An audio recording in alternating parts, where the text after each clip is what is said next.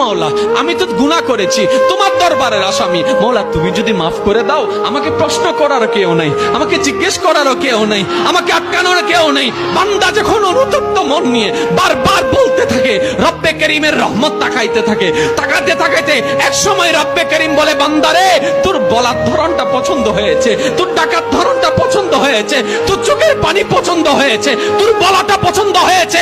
এবার মাওলা বলে, আমি তোর সারা জীবনের কত গুনাহ করছিস? বান্দা বলে, মাওলা 40,000 পার হয়ে গিয়েছে। কেউ বলে যে মাওলা পাহাড় পরিমাণ হয়েছে, কেউ বলে যে মাওলা আসমান পরিমাণ হয়েছে। এবার মাওলা বলে যে আমি মাফ করে দিলাম, আমি মাফ করে দিলাম, আমি মাফ করে দিলাম, আমি মাফ করে দিলাম, আমি মাফ করে দিলাম, আমার বান্দাকে আমি মাফ করে দিলাম। ফেরেশতা বলে, মাওলা এত বড় গুনাহগার, এত বড় আসামি, হাজার গুনাহগার, হাজারটা গুনাহ তওবা করেছে একবার, মাফ চেয়েছে একবার, তুমি মাফ করে দিলা, তুমি মাফ করে দিলা। রব্বে করিম বলে, মাফ করব না তো কি করব?